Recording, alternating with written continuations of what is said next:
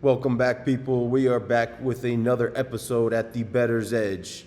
Coming off of another win yesterday, guys. Our play of the day yesterday was the over 7 runs in Seattle. I talked to you guys about it yesterday. I mentioned the Toronto Blue Jays lineup was probably going to wake up. I didn't anticipate them waking up in that big of a way. They absolutely laid the hammer down on Seattle last night, and the over 7 runs hit rather easily. I think this game went over in the third inning. We have a big slate today, guys. As I talk to you guys about each and every single day, I want to put a little bit of a precursor in there. Make sure you guys are only following my plays of the day. I talked about it last week. My leans typically hit around 50%, and 50% in this business just isn't good enough. My leans were hot last week. My leans this week aren't hot. I give you guys those just to give you guys some context and some opinions on the actual games. Oftentimes it's a stay away, but sometimes I give you a lean if there's a small edge, but I don't advise you guys to take those. Only take the plays of the days that I have. The plays of the days are hitting just about each and every single day. With that said, guys, like the video, subscribe to the channel. We got a big slate today. It's not a big slate in the sense of a ton of games. We only got 3, but they're 3 massive games. Let's start with the very first game that I'm sure most of you guys are most interested in, which is a Thursday night football affair. We got the Pittsburgh Steelers on the road at the Cincinnati Bengals. The Steelers are laying 5.5 points on the road at Cincinnati. I talked to you guys about this Bengals team last week. I faded the Bengals last week. They proved me wrong. It was my only loser over the course of the entire weekend on Sunday. Saturday and Sunday was my loser on Sunday. I only lost 1 game over the course of those 2 days, and it was on the Bengals when I took the Green Bay Packers. With that said, guys, the Cincinnati Bengals last week showed a ton of improvement. What I saw from Joe Flacco, obviously, is what you're going to get from a veteran and experienced quarterback. A quarterback that knows what he's doing, a quarterback that isn't going to make a ton of negative plays or take a ton of negative plays, whether that's a sack, lost yardage, or obviously a turnover. What you got from Joe Flacco was somebody that knows where to deliver the ball, making quick decisions, and allowing that offense to play on schedule much better than they were doing with Jake Browning. I didn't anticipate Joe Flacco performing that well against the Green Bay Packers. From an offensive standpoint, they weren't great, but they were good enough. From a defensive standpoint, that team was significantly better than what I anticipated. I talked to you guys also about the Pittsburgh Steelers last week against the Cleveland Browns. They were laying 6 at home against the Browns. I talked to you guys about that being probably the peak number that you could even consider taking the Pittsburgh Steelers at in that spot. They ended up winning that game going away by 14 points. Looking at this matchup here, from an against the spread standpoint, you're not getting much value on either side here. You're getting a Pittsburgh Steelers team that's 4-1, that's playing about as well as anybody could have anticipated them playing, offensively and defensively. You're getting a very well-coached team like you always get with Mike Tomlin. However, laying 5.5 points in this spot is the maximum amount of points that you can anticipate laying in this type of game. This is not a team that's going to be laying 6 or 7, and there's not much of a difference between 4.5 and 5.5 when it comes to a spread in the NFL. It's very seldom a team wins by 5 points. So you're taking a team on the road here on a short week. Obviously, it's a Thursday night game, and you're laying the maximum number of points. The problem I have with recommending taking the Cincinnati Bengals here is which Cincinnati Bengals team are we going to get? Are we going to get the team that we saw last week, the first game with Joe Flacco, that really gave the Green Bay Packers all they could handle on the road? Or are we going to get the Cincinnati Bengals that we've seen each and every other week this season without Joe Flacco? And of course, Joe Flacco has an impact on the offensive side of the ball. But really, the most impressive thing about their performance last week was what they did defensively. The Green Bay Packers struggled to score touchdowns last week. They struggled in the first half to even move the ball up and down the field, which wasn't expected. So when you're looking at this game in totality, and you're talking about the spread at 5.5 points, I think this is best left alone and saying stay away from either side here. If you want to make a play, and my strongest lean on this game is probably on the over 44 points. I talked about it just a moment ago. I think you're going to see an improvement from the Cincinnati Bengals on the offensive side of the ball. Joe Flacco is going to be able to move the ball a bit. Jamar Chase, obviously, is amongst the best receivers in the NFL. He's going to do his thing tonight. There's nobody on that Steelers defense that's going to be able to slow him down. So it's just a matter of Flacco having time and being able to get him the ball. And we saw him delivering the ball and making quick decisions last week. I think they're going to put up enough points to do their part of the job. And we saw this Steelers team last week put up 23 points against a significantly better defensive unit in the Cleveland Browns than they're going to go up against tonight with the Cincinnati Bengals. So if I'm looking at this game again in totality and you're talking about where is the best edge anywhere in this game, I think that is with the over 44 points. This total opened at 42 and it's now up to 44. 44 is a key number in the NFL with totals. 24-20 is obviously a very common final score in the NFL. But with that said, the market is moving this game in the right direction, and the over is probably the best play. A secondary play that I want to give you guys that I probably like more than both of those plays, and I don't want to talk too long on this, it's Darnell Washington under 22.5 receiving yards. I don't even know where to start with this guy. This was a player that I absolutely loved coming out of Georgia when he came into the NFL as a draft prospect. I thought in that class he had the chance to be the best tight end amongst all of them. This is now 3 or 4 years into his career, and we knew what he was coming out of Georgia. He was an elite inline tight end as a blocker. He has freak athleticism. He's a massive human being, but we just haven't seen him develop the receiving skills to really become a complete tight end in this league. He went for 3 receptions last week for 62 yards.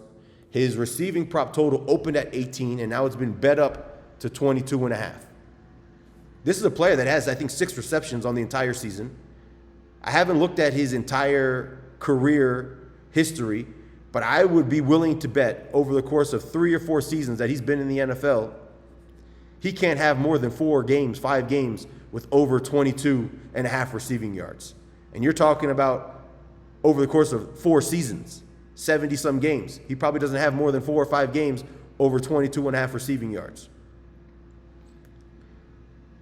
Over the course of this entire season, with a significantly better quarterback that he's playing with than he's had throughout his entire career, he only has 6 receptions, and 3 of those came last week. Give me the under 22.5 receiving yards for Darnell Washington. That is my play of the day in the NFL. Let's move, guys, on to Major League Baseball. I'm going to start with the first game on the slate, scheduling-wise, which is the Milwaukee Brewers on the road at the Los Angeles Dodgers. The Brewers have been bet down now to plus 155. And the Los Angeles Dodgers are now minus 175. This is a game that opened at minus 200. This is obviously a must-win scenario for the Milwaukee Brewers. If they lose tonight, this series is 100%, well, not 100, but 99% over. This is a team that doesn't have a ton of starting pitching. They don't even have their starting pitcher named for today, going up against Tyler Glasnow and the Los Angeles Dodgers in LA.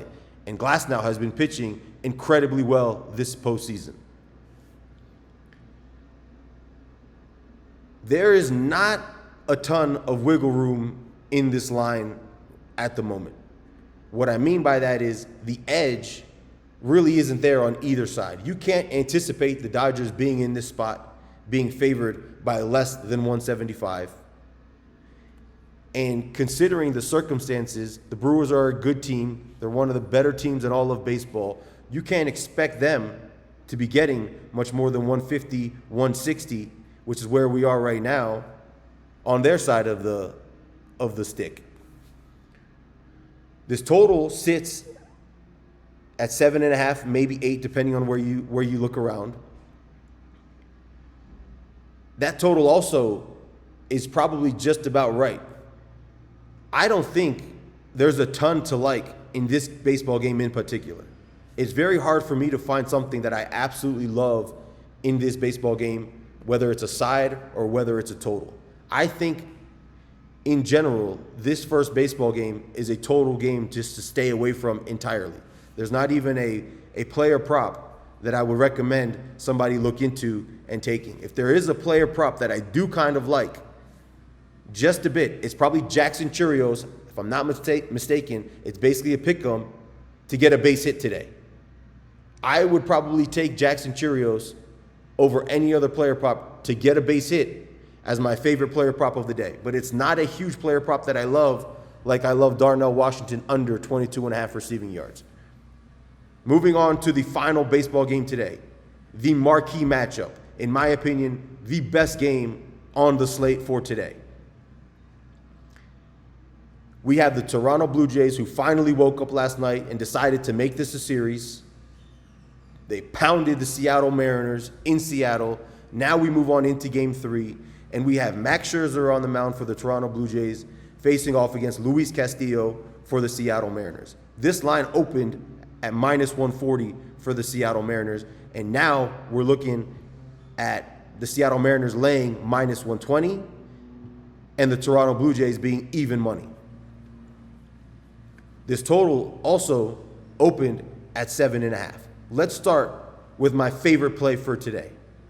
Absolutely, positively, best bet on the entire card for today is the over 7.5 runs in Seattle, Toronto Blue Jays, Seattle Mariners. Let me explain to you why that is. First and foremost, the Toronto Blue Jays finally decided to wake up last night, giving us 13 runs, whatever it was, that they scored. Their entire lineup finally decided to appear in this series. With that said, the Toronto Blue Jays know the job is not over in Seattle. They're also going to have to show up tonight in order to keep this series from really getting out of hand. It's not going to be over if they lose tonight, but down 3-1, it obviously makes it a very difficult, an uphill battle, if you will. And at the same time, the Seattle Mariners also know that this is a game that they probably have to win. And if they lose this game, the series isn't over for them, obviously, but now they're back to being small underdogs if they lose this series, with 2 out of the next 3 games being in Toronto if we get to a Game 7. You have Max Scherzer on the mound, who isn't the same Max Scherzer that we know of. This is a Max Scherzer that's had a terrible season. He's been absolutely terrible for the Toronto Blue Jays. Going up against this Seattle Mariners lineup, like I talked to you guys about yesterday, I don't see this Toronto pitching staff holding that Seattle Mariners lineup under 3 or 4 runs. I just don't see it. At the same time, you have Luis Castillo, who's a very good pitcher, more than capable of going deep in this game and pitching a gem. However, he's going up now against the Toronto Blue Jays lineup that is starting to heat up. And it's not just Springer that's showing up. It's not just Vlad Guerrero. It's up and down that entire lineup. These players are showing up. Whether it's Gomez, whether it's Kirk, you want to name it, they all showed up yesterday. I think we're going to see a lot of that tonight. I think we're going to see a similar game to last night's game. It's going to be a higher scoring affair. I'm not entirely sure that the Blue Jays are going to come away with this victory like they did last night, today.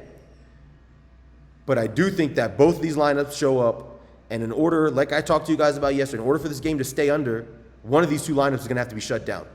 And I just don't see that happening. I think both of these lineups show up today in a big spot, and we get 3 or 4 runs minimum from both teams, and I wouldn't be surprised if this total flies over the 7.5, just like I predicted yesterday's game to do the exact same thing. From a side perspective, I think we're starting to get to the point where at -120, you want to start to consider taking a peek at the Seattle Mariners if this gets down any cheaper. The true price on this game today is probably somewhere in the neighborhood of -130, -140. So there's not a huge edge at -120. But if this line dips down somewhere in the neighborhood of -115 or -110 pick 'em, which I don't think we're going to get to, you have to consider taking the Seattle Mariners. The Seattle Mariners are now in a spot where they know they got to win this game. So do the Toronto Blue Jays. So I don't want to make that seem as if that's not the case with Toronto. However, they're at home. They got embarrassed at home yesterday. They have a significantly better pitcher on the mound between the two teams. And you have to anticipate, after yesterday's performance, the Seattle Mariners are going to show up today at home. And what I think for them is a must-win scenario.